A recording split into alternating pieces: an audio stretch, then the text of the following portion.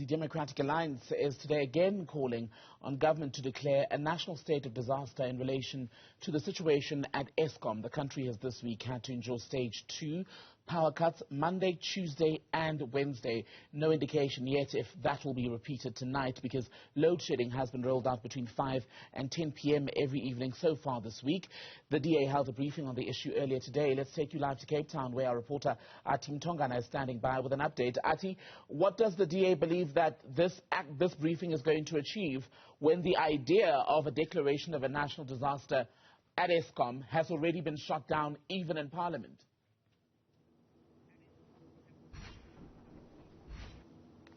Well, first of all, Timbikile, this is not the first time that the official opposition party, the Democratic Alliance, calls on the government to declare a national state of disaster to respond to the country's energy crisis. They were saying this morning that this particular problem pertaining to load shedding is something that is in the lips of everyone. Everyone is talking about it because it affects the ordinary South African. It also affects many small business owners who cannot afford, for example, to buy generators to keep their businesses going.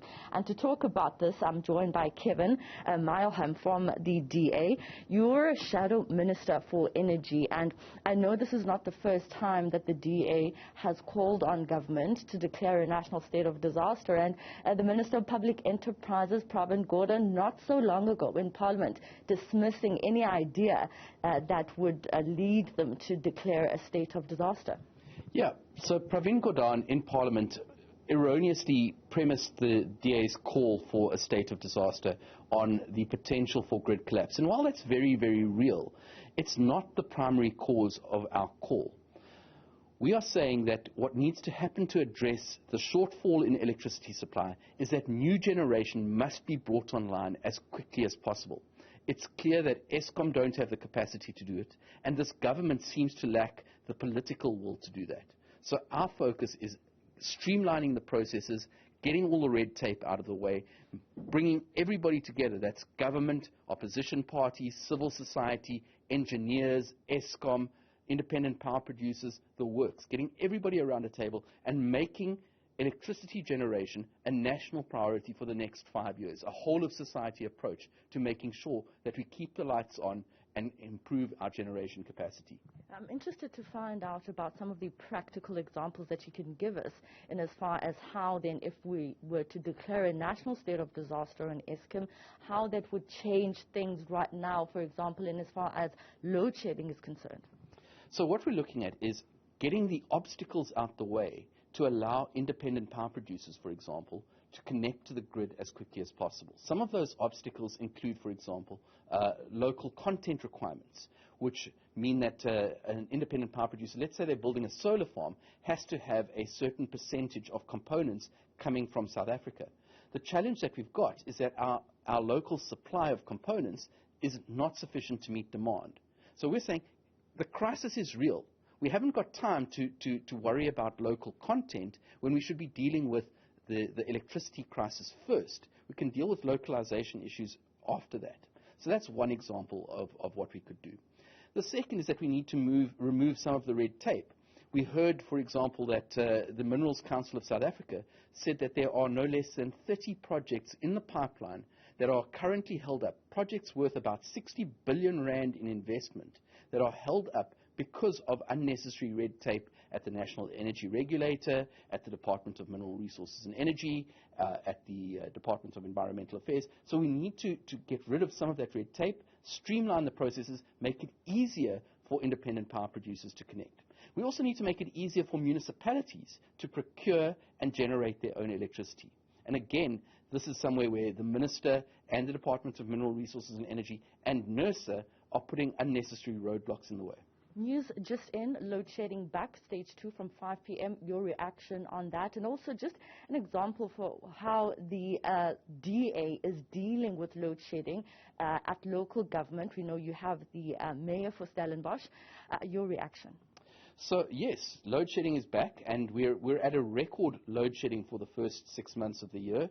Last year was a record high in terms of load shedding. You will recall that President Ramaphosa, when he was deputy president in 2015, said in another 2 to 3 years, load shedding will be a thing of the past. Well, that hasn't proven to be. So we need to make sure that load shedding is addressed. Now, some of that means that we've got to address the issues inside Eskom.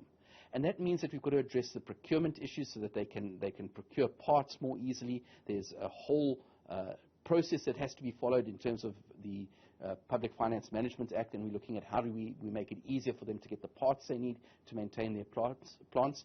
We need to make sure that those plants are maintained, that they aren't being run to the extreme that they are, so that they can stay operating. At a local level, you indicated Stellenbosch. Stellenbosch are taking proactive steps to minimize the impact of load shedding. They're taking steps to put additional power resources through solar panels on the roofs of their building, through landfill methane gas mining. They're looking at procuring electricity from independent power producers so that they can alleviate load shedding, but ultimately so that they can say, well, we don't need Eskom. We are independent. Same with the City of Cape Town. The City of Cape Town recently put out a request for proposals on how they can purchase electricity from independent power producers directly without going through Eskom. All right. My last question to you. There seems to be a public view that the Minister of Public Enterprises, Pravin Gordhan, does not want to be held accountable. For example, he went before SCOPA, and a lot of people view that response to the committee as very defensive.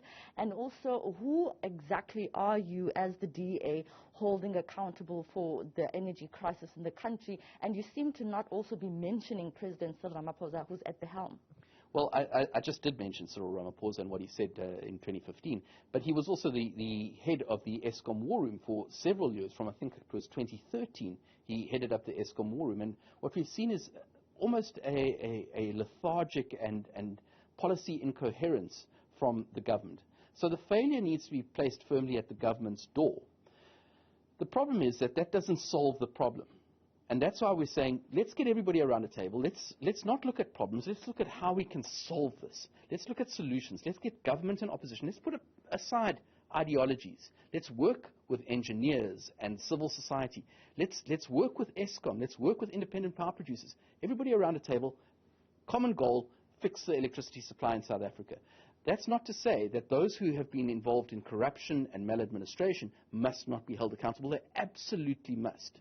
I think it requires political will, and this is something that we see is sorely lacking in the ANC, that the ANC ministers and the ANC government are unwilling to take the necessary steps, the bold steps that are needed to sort out this emergency.